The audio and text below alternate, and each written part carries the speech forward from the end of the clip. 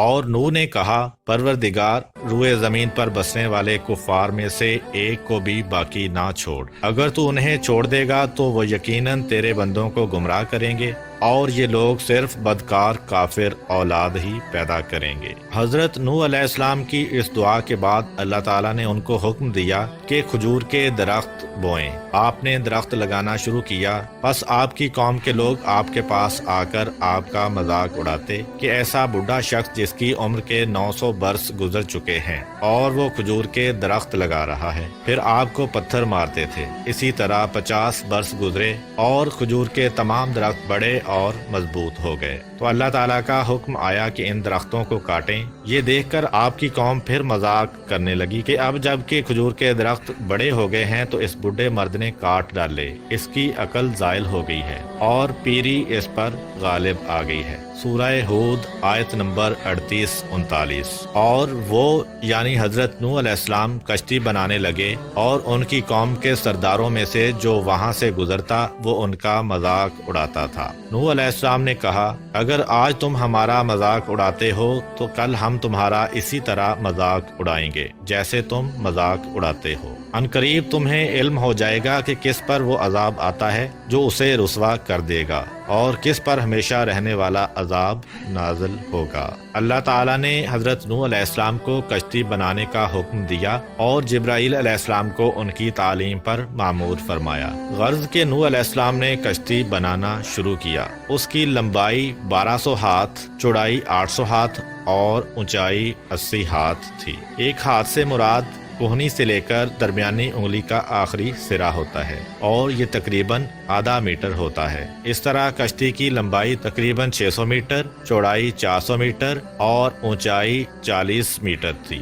حضرت نوح علیہ السلام نے عرض کی خدا بندہ کشتی بنانے میں میری کون مدد کرے گا؟ خدا نے وہی فرمائی کہ اپنی قوم کے درمیان اعلان کرو کہ جو شخص کشتی بنانے میں میری مدد کرے گا اور اس کی کوئی چیز تراشے گا تو جو کچھ تراشے گا وہ چاندی سونا بن جائے گا۔ حضرت نوح علیہ السلام نے یہ اعلان کیا تو لوگ کشتی بنانے میں آپ کے ساتھ شامل ہو گئے اور مذاق بھی کرتے جاتے تھے کہ جنگل میں کشتی بنا رہے ہیں۔ جب خدا نے قوم نوح علیہ السلام کو ہلاک کرنے کا ارادہ کیا تو 40 سال پہلے سے ان کی عورتوں کو بھانج کر دیا تھا، پھر ان میں کوئی اولاد نہیں ہوئی۔ جب نوح علیہ السلام کشتی بنا کر فارغ ہوئے تو خدا کے حکم سے آپ نے سریانی زبان میں ندا کی، جس کو سن کر تمام چوپائے اور جانور حاضر ہوئے۔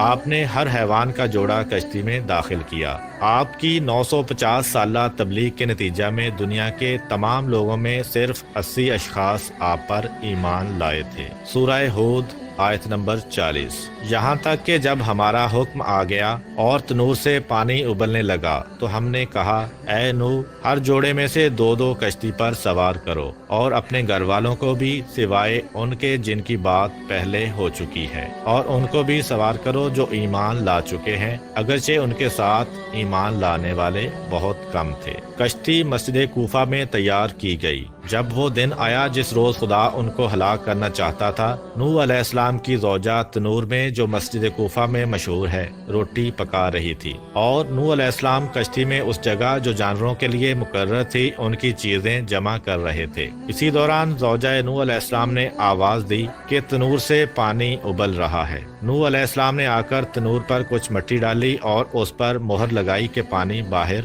نہ آئے، اور جا کر تمام جانوروں کو کشتی میں داخل کیا۔ پھر تنور کے پاس آئے اور مہر توڑی اور مٹی ہٹا دی۔ آفتاب چھپ گیا اور بجائے اس کے کہ قطرہ قطرہ پانی برسے، یک بارگی پانی آیا اور تمام چشمے ابل پڑے، جیسا کہ حق تعالی فرماتا ہے۔ سورہ قمر آیت نمبر 11 تا 13۔ پھر ہم نے زوردار بارش سے آسمان کے دہانے کھول دیے اور زمین کو شگافتہ کر کے ہم نے چشمے جاری کر دیے، تو دونوں پانی اس امر پر مل گئے جو مقدر ہو چکا تھا، اور تختوں اور کیلوں والی کشتی پر ہم نے نوح علیہ السلام کو سوار کیا۔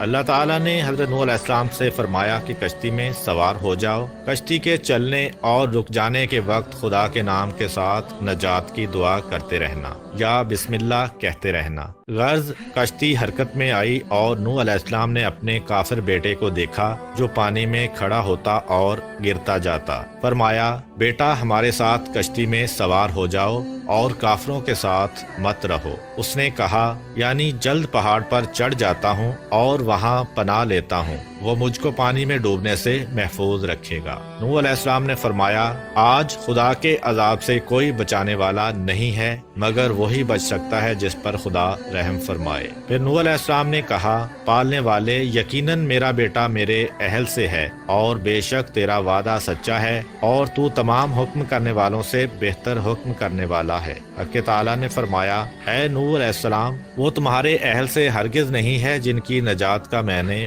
وعدہ کیا ہے، لہذا مجھ سے ایسی بات کا سوال نہ کرو جس کا تم کو علم نہیں ہے، میں تم کو نصیحت کرتا ہوں کہ تم جاہل مت بنو۔ نوح علیہ السلام نے عرض کی خدا بندہ، میں تجھ سے پناہ چاہتا ہوں اس بات سے کہ تجھ سے ایسی چیز کا سوال کروں جس کا مجھے علم نہ ہو، اور اگر تو مجھ کو نہ بخشے گا اور رحم نہ فرمائے گا تو میں نقصان اٹھانے والوں میں سے ہو جاؤں گا۔ بس خاموش ہو رہے جیسا کہ خداوند عالم نے ان سے فرمایا۔ اسی اثنا میں ان کے درمیان موج حائل ہو گئی اور پسرے نوح علیہ السلام غرق ہو گیا۔ کشتی مڑی اور اس کو موجوں نے تھپیڑا دیا یہاں تک کہ مکہ میں پہنچی اور خانہ کعبہ کے گرد طواف کیا، کیونکہ کعبہ کے سوا تمام دنیا غرق ہو گئی تھی۔ خانہ کعبہ کو بیت العتیق اسی لیے کہتے ہیں کہ وہ غرق ہونے سے محفوظ رہا۔ غرض 40 روز تک آسمان سے پانی برستا رہا اور زمین سے چشمے ابلتے رہے، یہاں تک کہ کشتی اس قدر بلند ہوئی کہ آسمان سے